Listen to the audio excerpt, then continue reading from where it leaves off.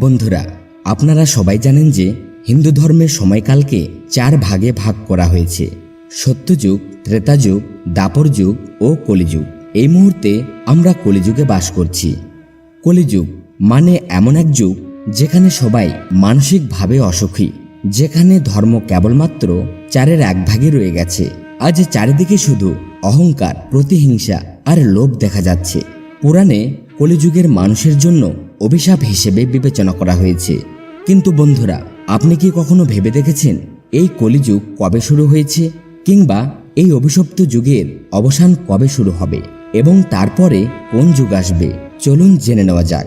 তো নমস্কার বন্ধুরা, রহস্য টিভি চ্যানেলে আপনাদের সবাইকে স্বাগত জানাই। বন্ধুরা, আপনি যদি সত্যিই ভগবান শ্রীকৃষ্ণের ভক্ত হয়ে থাকেন তাহলে ভিডিওটিতে লাইক দিন এবং কমেন্টে লিখুন জয় শ্রীকৃষ্ণ। ধর্মীয় গ্রন্থ অনুসারে এটি যুগের পরিবর্তনের 22তম চক্র। ভগবদ গীতাতেও এই কথার বর্ণনা রয়েছে। গীতা অনুযায়ী পরিবর্তনই হলো এই সৃষ্টির নিয়ম। যেমন আত্মা একটি দেহ ছেড়ে অন্য একটি দেহ গ্রহণ করে, যেমন দিনের পর রাত হয়, ঠিক যেমন ঋতুও তার নির্দিষ্ট সময়ের পরে পরিবর্তিত হয়। একইভাবে কলিযুগের পরে সত্যযুগ আসাটাও এক পরম সত্য।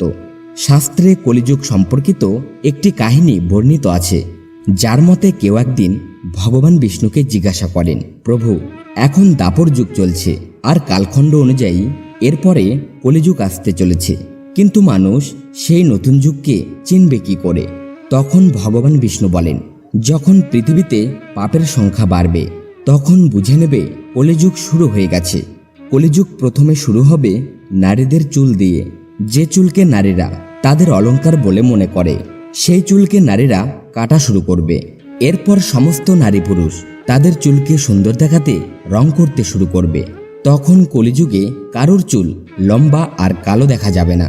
এরপর যেদিন পুত্র তার পিতার গায়ে হাত তুলবে, সেই দিন বুঝে নেবে কলিযুগ শুরু হয়ে গেছে।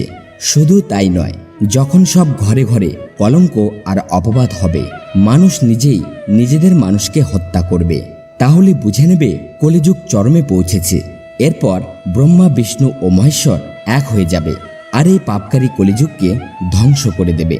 এরপর আবার নতুন যুগের শুরু হবে, যেখানে সবাই ধর্ম কথা বলবে, চারিদিকেই শুধু খুশি আর ভালোবাসা থাকবে। মানুষ পূজাপাঠে বিশ্বাস করতে শুরু করবে, অর্থাৎ সত্যযুগকে এই সৃষ্টির স্বর্ণযুগ বলা হবে। কিন্তু বন্ধুরা, হিন্দু শাস্ত্র অনুসারে কলিযুগের সময়কাল 4,32,000 বছর দীর্ঘ, আর এখন শুধু কলিযুগের প্রথম পর্বই চলছে।